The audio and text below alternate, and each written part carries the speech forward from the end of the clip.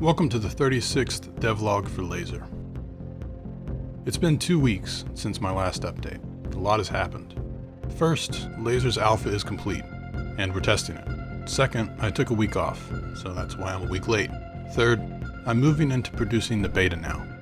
That means soon backers will be able to actually play Lazr. It's going to be a few months though. Now I'd like to talk about what was completed this week, and then go over what the alpha is missing, and what my goals for the beta are. This week was mostly focused on getting the menus and UI ready. I also created save files to store player progress in-game, and set up a basic remapping system for keyboard input. I also did a basic translation of the UI in the game's 6 languages. Then finally, I built a copy of the alpha for testing. When new players boot up the game, there's a couple of quick setup screens that adjust the game to the player. The first screen is the language screen, seen here. There's improvements to be made here. I should show what the default up and down keyboard inputs are. Then there's a volume adjustment screen, with example music and sound effects playing. I should introduce the A button input here, which is missing. Then we get the publisher screen. I need to add my developer screen after this, and finally we load into the title. When players boot up the game for a second time, the publisher screen loads first. Now is a good time to talk about Lazr's save files. I'm storing the language and all the video and audio settings in each save file. That means if you load a save file from your German friend, the save file will automatically adjust the game's language to German, along with setting the keyboard mapping to their settings, and even adjusting the game's resolution to their settings. All that info is stored in these Lazr save files. I couldn't decide on a file extension, so I just made them file files. I find that humorous. Let's take a look at loading and saving files in the alpha. So here we are on the main story spiral containing all 99 levels of the game. We can move up and down, selecting levels to play, and we can rotate the world around. Let's save our current game and then load a different one as a test.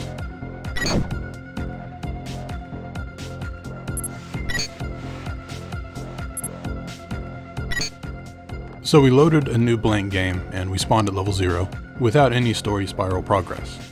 Now let's load our last saved game. We spawn on the last completed level, ready to fight the first boss. So saving and loading is in the alpha and working. It does need some polish though. I also worked on how the first boss is introduced this week. I wasn't happy with how quickly the hover tank attacked, and I wanted to have it appear on screen and idle for a bit before attacking, so players could get a good look at the boss. So I slowed down that introduction. Lazr ends the level by jumping into the airship, and then Jada wraps up the first mission while setting up the next one. This is when the hover tank attacks, and I realized I could spawn him in the background while dialogue was happening in the foreground. Let's watch that happen now.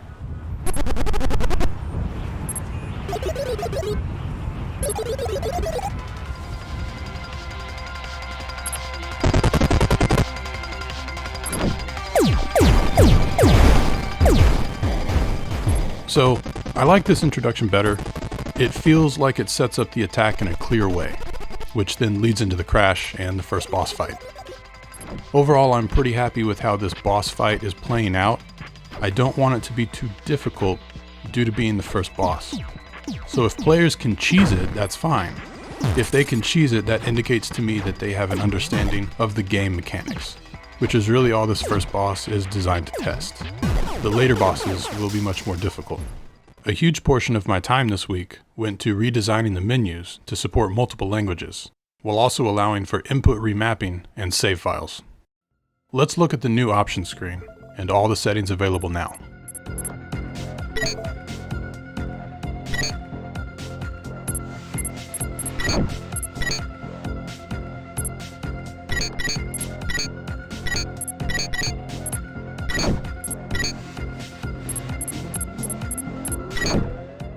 The control screen was by far the most complex of all the screens produced this week.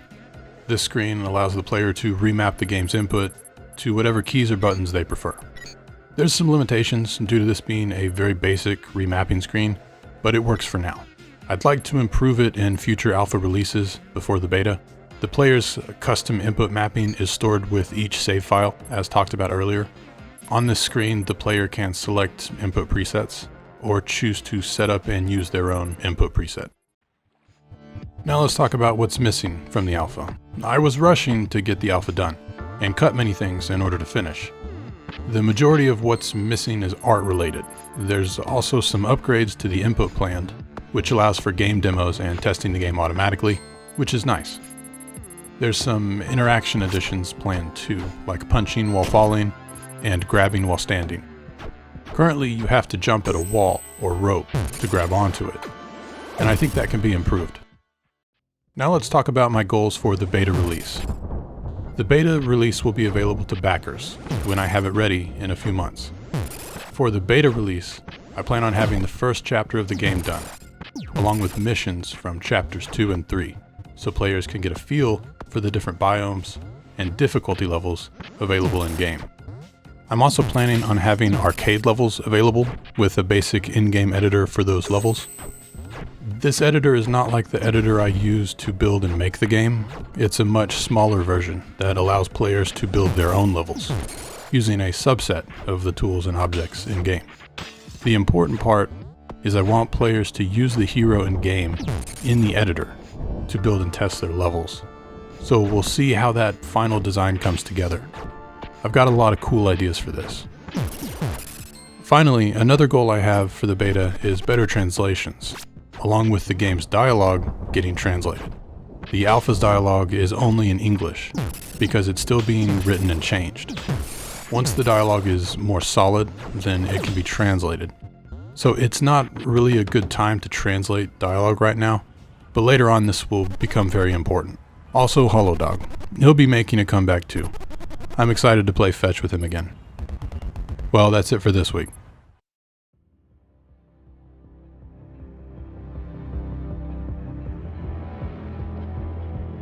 Thanks for joining me on the development journey of Lazr.